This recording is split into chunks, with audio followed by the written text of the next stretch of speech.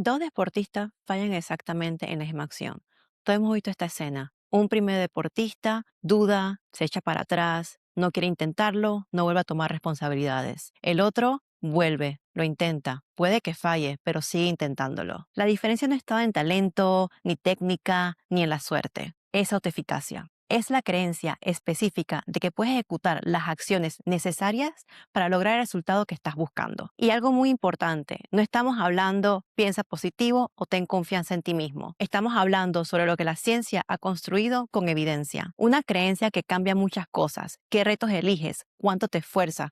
¿Cuánto perseveras? ¿Cuánta fricción vas a poder aguantar? ¿Y qué hacer cuando estas fricciones aparecen? Y también cómo regulas tus emociones y tu pensamiento ante el error. Bienvenido a este episodio, soy Miriam Ortega Paz y hoy vamos a hablar de uno de los temas más importantes de la psicología deportiva y de rendimiento. Estamos hablando de la autoeficacia, esto de la mano de la teoría de Albert Bandura. Vamos a comenzar con una definición bien precisa. La autoeficacia se define como la creencia específica de que puedes llevar a cabo acciones específicas para situaciones concretas y lo que ellas exigen. No estamos hablando de autoestima global. No es si me siento bien conmigo mismo. No es un optimismo que es un tanto genérico. Es específico, es contextual y es ejecutable. No es soy bueno en general. Es puedo ejecutar este tiro libre bajo presión. No es tengo talento. Es tengo habilidades específicas y sé cómo usarlas en esta situación. La diferencia es enorme.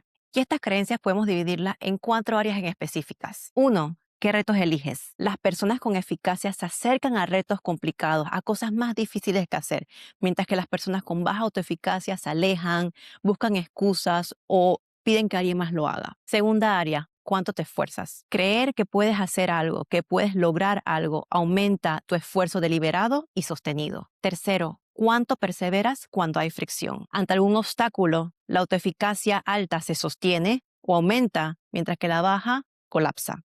¿Cómo regulas tus pensamientos y tus emociones en el error? Con alta eficacia, el error es una información, es algo que estudiar. Mientras que cuando sientes que tienes baja autoeficacia, esta evidencia te hace sentir que eres incapaz. Las personas con alta eficacia suelen enfocarse en las tareas, ven los obstáculos como reto y se recuperan más rápido ante los tropiezos. Las personas con baja autoeficacia suelen sentirse mucho más estresadas, suelen sentirse con bajo rendimiento. Las personas con baja autoeficacia tienden a tener mayor cantidad de rumiación y estrés que empeora su rendimiento. Albert Bandura fue el psicólogo que construyó toda esta gran evidencia. En 1997 publica su obra Self-Efficacy, The Exercise of Control. Son más de 600 páginas que ordenan esta teoría, aplicándolas a muchos ámbitos como la educación, la salud, la clínica, el deporte y las organizaciones. Y lo más interesante es que él deja muy claro que la autoeficacia no es cuántas habilidades tú tienes, es lo que tú crees que puedes hacer con lo que tú tienes en situaciones en concretas. Podemos decir que 2 atletas pueden tener el mismo nivel técnico en promedio, pero uno cree que puede ejecutar bien bajo presión mientras el otro no. Esta creencia diferencia quién se puede acercar a los retos y quiénes lo evitan, quiénes persisten y quiénes abandonan. Bandura también detalló los procesos mediadores a través de los cuales la autoeficacia opera. Primero, los procesos de tipo cognitivos. Estos son ¿qué pienso sobre la tarea? ¿La veo como una amenaza o la veo como un reto? Procesos de tipo motivacional. ¿Qué metas te fijas y cuánto esfuerzo vas a invertir? Procesos de tipo afectivo. ¿Cómo manejas la ansiedad? ¿Cómo manejas el estrés y la emoción bajo presión? Procesos de tipo selectivos. ¿Qué actividades eliges hacer y qué contextos eliges habitar? Estos procesos te explican por qué la autoeficacia no es algo que es un sentimiento bonito, sino un motor de conductas reales y altamente medibles. Listo, definimos la autoeficacia. Ahora, ¿cómo la construimos? Bandura identificó 4 fuentes para construirla y no todas tienen el mismo peso. Primera fuente, la experiencia del dominio, the mastery of experiences. Esta es la más poderosa. Nada va a construir más autoeficacia en ti que lograr las tareas por ti mismo. Cuando ejecutas con éxito, especialmente si es una tarea de tipo desafiante, tus creencias en tus capacidades se robustecen, crecen. Cuando fallas excesivamente en una tarea, esta se erosiona. Pero hay algo muy importante, no estamos hablando de éxitos fáciles. Se trata de éxitos que han sido muy bien calibrados. Son retos que te hacen esforzar, pero que se pueden lograr con un esfuerzo deliberado. Un ejemplo aplicado al reporte. Diseñar técnicas con criterios de calidad claro. Un aumento de tipo gradual para la dificultad y un registro visible de progreso. No es, voy a hacer 100 repeticiones de algo y esperar que todo mejore. Es, voy a hacer 10 repeticiones con un criterio específico. Voy a alcanzarlo y luego voy a cambiar el criterio. Cada micrologro va a traer evidencia para ver qué puedes seguir haciendo. Fuente número 2. Experiencias vicarias. Ver a alguien parecido a ti ejecutar con éxito eleva la experiencia de eficacia. El pensamiento es, si ella puede, yo también puedo con práctica. Pero hablemos de los tipos de modelos, porque no todos los tipos de modelos vicarios funcionan igual. Primer modelo, el relevante. Es una persona que está cerca de tu nivel, no es una estrella, no es alguien distante. Creíble, que veas el proceso de cómo esta persona se esforzó hasta lograrlo, no solamente un highlight final. Similares, esto va en diferentes cosas, edad, experiencia, contexto y que se parezca a ti. Un ejemplo de tipo práctico, un jugador está practicando tiros libres y se pone a ver videos de equipos ejecutándolos bien. No solo ve videos de LeBron James, ve proceso, analiza detalles técnicos replicables y piensa, yo también puedo hacer eso. Tercera fuente, la persuasión verbal, verbal persuasion. La retroalimentación que sea específica y creíble mueve tu capacidad de lograr las cosas. No es cualquier tipo de feedback. El que funciona es feedback conductual. Tu posición de brazos ha mejorado en los últimos 3 intentos, basado en evidencia, datos, videos, tiempos medidos, vinculados a un siguiente paso. Ahora intenta mantener esto con una velocidad aumentada. El que no funciona, muy bien, no tiene especificidad. Eres el mejor.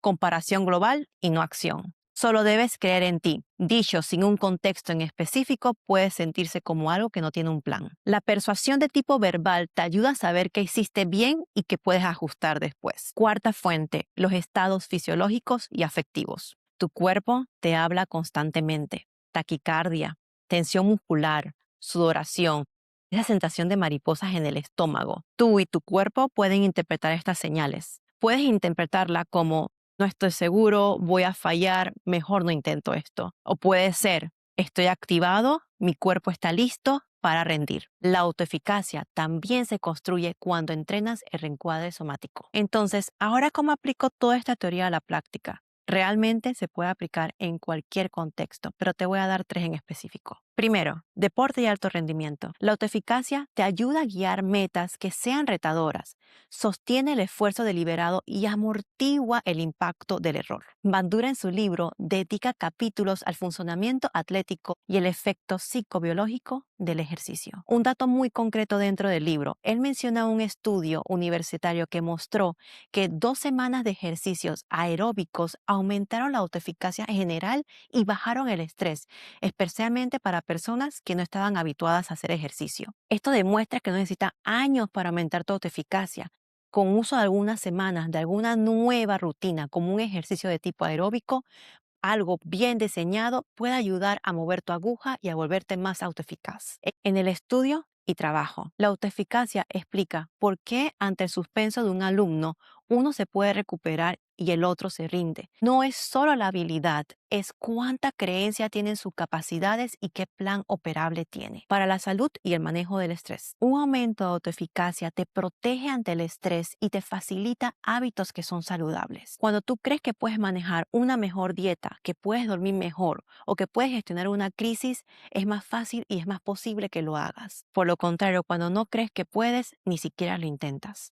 Antes de ir a una acción práctica, me gustaría diferenciar 2 errores comunes que veo constantemente. 1. Confundir autoeficacia con autoestima. La autoestima es un valor de tipo global. Esto es, me siento bien conmigo mismo. La autoeficacia es algo altamente específico. Puedo ejecutar esta tarea con las herramientas que tengo. Trabajar en autoeficacia significa que tú vas a trabajar en conductas observables y en criterio claro. Un segundo error muy común, sobrepasarse con metas irreales. La evidencia sugiere que un alto nivel de confianza puede sostener el esfuerzo, pero un exceso de confianza puede llevarte a tener metas que han sido mal calibradas, fracaso y que se erosione tu autoeficacia. La regla siempre ajusta con datos, no solamente por el deseo. Un ejemplo, si nunca has corrido 5 kilómetros, no te inscribas en la siguiente maratón que vaya a haber en tu país. Sube de una forma gradual, acumula dominio y construye autoeficacia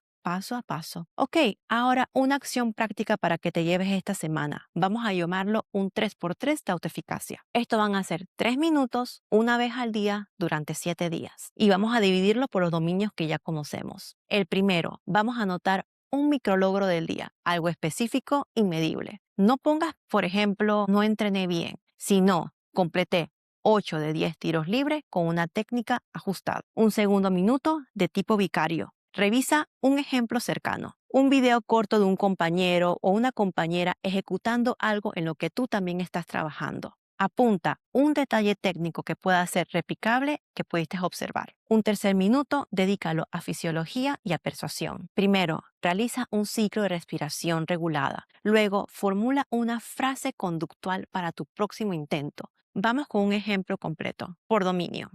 Hoy mantuve una concentración en 7 de 10 ejercicios de técnica. Vicario. Hoy vi a mi compañera ejecutar este movimiento con la rodilla flexionada. Voy a probar eso. Fisiológico y de persuasión. Primero, respiro, por in, six out. Y en el próximo intento voy a tener las rodillas flexionadas desde el inicio. Ahora repite esto por 7 días. Y esto te da combustible real para las metas y persistencia. Cierro con esto. La autoeficacia no es pensar en positivo. Es creer con fundamento porque acumulas evidencias y procesos. Si quieres rendir más y sostenerte cuando el proceso se pone difícil, diseña tus semanas para generar experiencia por dominio, logros bien calibrados, ver modelos relevantes y creíbles, recibir feedback que sea útil y específico. Regula tu estado fisiológico, tu respiración. Esto hace la diferencia entre quien da un paso para atrás ante un error y quien repite hasta que salga. Nos vemos en el siguiente episodio.